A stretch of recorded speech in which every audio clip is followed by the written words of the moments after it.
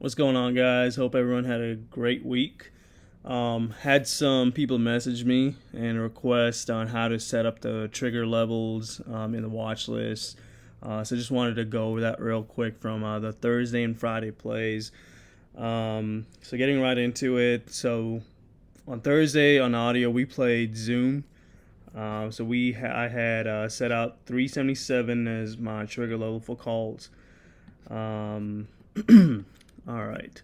So let me take this out real quick. So I use TradingView for my charting. Let me see if I can delete that.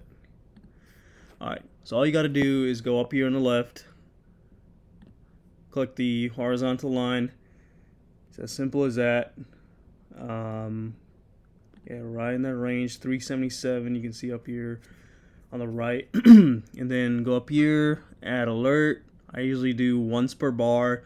You can do once per minute, or you could do just one alert in general.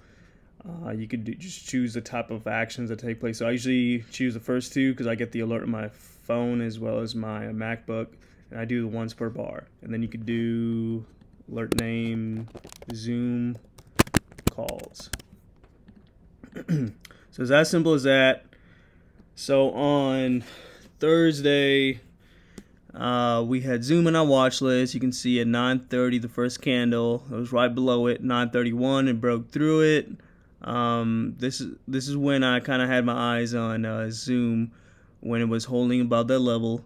And I like to take a trade around after 9:35 if I stay disciplined. After 9:35 or so, and I believe at 9:39 alerted on audio that I was getting into Zoom 400 calls, and we got into the calls for actually August 6th expiration, so not the weekly ones. So this is where we got in 400 calls. We got in for about $360, 3.60 per contract, and we wrote it up. I think I scaled out right a little bit over a year, and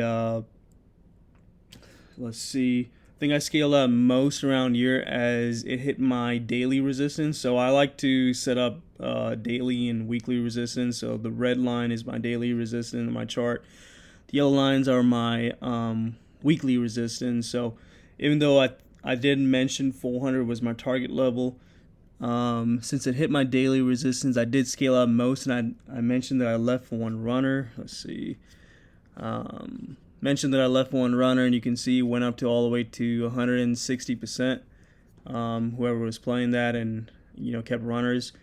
I ended up actually selling it on Friday for about 60% profit right before Zoom looked kind of weak on Friday, so I ended up going ahead and selling it. So let's go over. Let's see. So this was Friday, July 30th. We had Tesla on our watch list. Go over Tesla, 682. So I'll go over that real quick. On the trigger level, I'll take this out. Just do that one more time. So all you got to do is go up here, horizontal line, find 682. Set your alert. I do once per bar. Tesla calls. So we actually got into Tesla right at, let me see, we got in Tesla at 950. So we actually got in a little bit early before the trigger level on audio. That's because it looked really strong. The day before we saw a lot of option flow in it. We were already in lotto swings that we called out on the, let's see,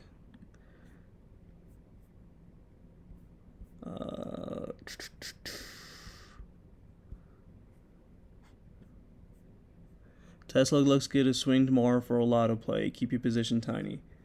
So I got into I think it was the 700 calls. Yeah. So we get when we day traded it, we got in right at 950. So if you actually went on the trigger level, if you went on over year, you should have gotten a good entry as well. So we got in 950. And we wrote it up. I think we scaled out a little bit over year, We had some runners, and at 10:47, this is when I sold my last position. But you can see that Tesla went up to 140% on the last runner. We got in the contract 700 calls for 98 cents or $98, and I think it went up to, yeah, whatever the math is on that, like $250 per contract. But also wanted the request was also on how to play the trigger level. So you never want to just catch the spike. If this just runs up, you never just want to catch it at the top. You wanted to wait. You want to wait for it to come back and retest the trigger level as support. So this is actually a perfect example over here. You can see 1, 2, 3, 4, 5 1 minute candles for Tesla. It held the trigger levels as support. So this right here could have been a good entry in the green candle, or this right here.